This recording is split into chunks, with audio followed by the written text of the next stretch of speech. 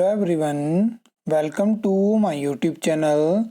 इस वीडियो में हम हिमाचल प्रदेश में जो वर्तमान सरकार ने एचपीएसएससी हमीरपुर को बंद करा तो उसके बाद जो भर्तियां हुई हम उनके बारे में बात करेंगे।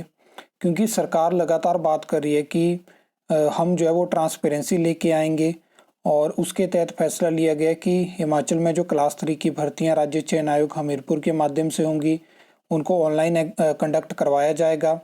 लेकिन आपको पता है कि कितना टाइम जो है वो एचपीआरसीए के गठन को हो चुका है, लेकिन वहाँ से भर्तियाँ आपको देखने को नहीं मिली। और एचपीएसएससी हमीरपुर को बंद करने के बाद जो भर्तियाँ हिमाचल प्रदेश में हुई उसमें अगर हम बात करें तो वोकेशनल ट्रेनर्स की भर्ती आपको देखने को मिली, जिसमें कि रिज़ल्ट अभी तक पेंडिंग है। और इसमें लगातार कमेंट्स आ रहे हैं, लगातार मैसेज आ रहे हैं कि कब तक हमें रिज़ल्ट देखने को मिलेगा। तो एक चीज़ मैं आपको बताना चाहता हूँ कि ये कुछ इस तरह की भर्तियाँ हैं जिनमें अगर आप ऐसा एक्सपेक्ट करोगे कि आपको प्रॉपर रिजल्ट देखने को मिलेगा तो वैसी चीज़ें यहाँ पे नहीं होती हैं। जैसे जब आपने गूगल फॉर्म के लिए अप्लाई किया है तो वहाँ पे आपने अपना कॉन्टैक्ट नंबर, आपने अपनी ईमेल वहाँ पे डाली होगी, तो डायरेक्ट आपको मेल पे जो है वो अपॉइंटमेंट लेटर जो होगा वो कंपनी के माध्यम से मिलेगा। प्रॉपर रिजल्ट की यहाँ पे आप उम्मीद मत रखिए कि आपको ओवरऑल लिस्ट देखने को मिलेगी। और जैसे ही इसके बारे में कोई अपडेट आएगी तो डेफिनेटली मैं आपको बताऊंगा, क्योंकि फ़िलहाल कोई रिज़ल्ट हमें देखने को नहीं मिला है और इसके रिगार्डिंग फ़िलहाल कोई अपडेट नहीं है। इसके बाद अगर हम बात करें तो वर्तमान सरकार ने जल शक्ति विभाग में पैरा वर्कर, जिसमें कि पैरा पंप ऑपरेटर हो गया, फिटर हो गया, मल्टीपर्पज़ वर्कर हो गया, उनकी रिक्रूटमेंट करी। जिसमें कि क्या होता है कि पहली बार ओवरऑल जो सारे डिवीज़न है वहाँ के लिए वैकेंसी एडवर्टाइज हो जाती है। फिर याद आता है कि उसमें तो रिजर्वेशन रोस्टर को अप्लाई नहीं किया, फिर दोबारा से सभी डिवीज़न में वैकेंसी दोबारा से एडवर्टाइज होती है। और अलग अलग डिवीज़न में इस भर्ती पे सवाल उठे हैं, जहाँ पे एक्सपीरियंस के मार्क्स के ऊपर भी सवाल जो है उठाए गए हैं, केस यहाँ पे हमें देखने को मिले हैं। कुछ ऐसे भी डिवीज़न थे जहाँ पे रिजर्वेशन रोस्टर से पहले ही रिक्रूटमेंट हो गई और दो दो बार वहाँ के लिए रिक्रूटमेंट निकली, जबकि कुछ डिवीज़न ऐसे थे जहाँ पे सिर्फ बहुत कम वैकेंसी देखने को मिली और बहुत सारी चीज़ें इस रिक्रूटमेंट में भी हमें देखने को मिली है।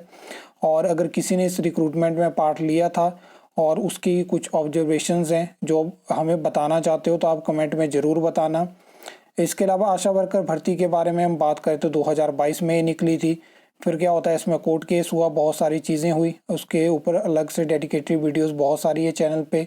लेकिन उसके बाद क्या हुआ कि कुछ जगह के लिए दोबारा वैकेंसी एडवर्टाइज हुई और कहीं कहीं जगह पे डायरेक्ट ही ज्वाइनिंग दे दी गई, बीच के प्रोसेस का कुछ अता पता नहीं चला, तो ये भी उसमें इंक्लूडेड है।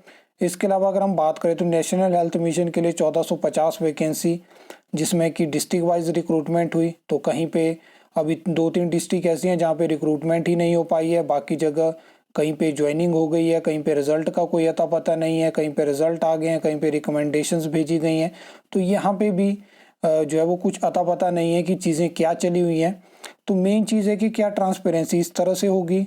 अब आउटसोर्स भर्ती के ऊपर अगर हम बात करें तो आउटसोर्स भर्तियाँ हर एक स्टेट में इस टाइम पे हो रही हैं, लेकिन आउटसोर्स जो रिक्रूटमेंट होती है वो एक प्रॉपर तरीके से होनी चाहिए, जिसमें कि प्रॉपर तरीके से एडवर्टाइजमेंट हो, उसमें जितने लोग अप्लाई करते हैं उसके बाद प्रॉपर तरीके से आप रिज़ल्ट तो निकालो, ताकि जिन्होंने अप्लाई किया था, जो इंटरव्यू में गए थे, उनको ये तो पता चल पाए कि कौन लोग सिलेक्ट हुए, किस तरह से वो चीज़ें हैं। अब ऐसा हो चुका है कि पहले तो प्रॉपर लिस्टें भी आ जाती थी, अब ऐसा हो चुका है कि रेगुलर भर्तियाँ हिमाचल में है नहीं, अब आउटसोर्स भर्तियाँ सभी टारगेट करते हैं। तो यहाँ पे मैंने आपको सेम केस बताया कि आप एक्सपेक्ट मत करो कि जो आउटसोर्स वैकेंसी है वहाँ पे आपको प्रॉपर रिजल्ट देखने को मिलेगा, डायरेक्ट चुपचाप यहाँ पे ज्वाइनिंग करवा दी जाती है।